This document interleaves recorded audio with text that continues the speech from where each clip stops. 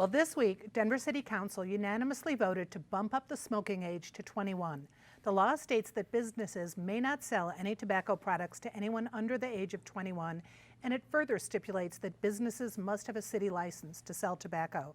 Eric, what do you see with this move, which was passed and signed with record speed by Hancock? Well, it's no surprise that Denver is doing this and many other cities around the state now that Polis authorized. Polis signed legislation that authorized cities to set their own standard, and this is going on around the country as well. In terms of where I come from, I've spent a lot of years in years past as a consultant working on anti-tobacco causes, working against the tobacco industry. I'm going to play a little bit against type here. This is no endorsement of smoking. It's a scourge. It's a stupid move, whether it's e-cigarettes or old-fashioned cigarettes.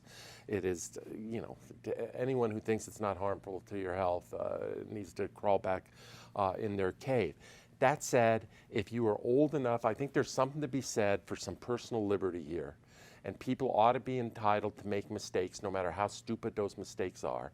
And if you're old enough to vote, and if you're old enough to go fight for this country in the military, maybe you can make that decision on your own at age 18 without a nanny government coming in and telling you otherwise. Natasha, what do you think of this move? Well, we're not stepping out on a limb here. There are more than a dozen states that have already passed similar rules. There's already 8 other cities in Colorado that have done the same. In some ways it's just fascinating that in 2019 we're having this conversation again, and that's because the product changed. There's this new sort of method of delivery, method of consumption, and it has people really concerned for a lot of very good reasons. One of the things that I thought was interesting this week as I was watching coverage for it, CBS 4 in their report talked about the National Jewish Hotline for quitting has opened it up to kids as young as 12 years old. So if that is surprising to anyone, that's exactly why this is a conversation in Denver, but across the country right now. Krista, what do you think about this? Listen, I've written hundreds of columns for the Denver Post, and finally a legislature actually passed something I advocated. So I'm very, very happy that they signed this for that reason. Also, I'm an ex-smoker. I started when I was 15. I quit when I was 27. It was brutal to quit.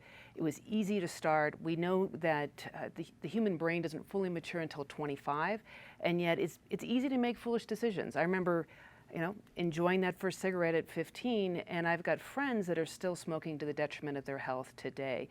Moving that up to 21 and saying that we can consume adult beverages, consume adult smoking products, be it tobacco or marijuana, just makes sense to me. And frankly, I'd boost the voting age as well if it were up to me, because I think that people need to be a certain maturity to make these decisions, and 18 is really not that point.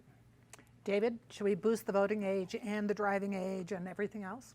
Well, I'd say the Supreme Court Justice Sutherland, after the Vote for Women amendment, the 19th Amendment was passed, said this has implications not just for voting, but it tells us a whole bunch about equal rights for women. And so he said you can't have special discrimination against them that limits their job choices compared to what a man could do. And I think our constitutional amendment on voting age says the same kind of general signal.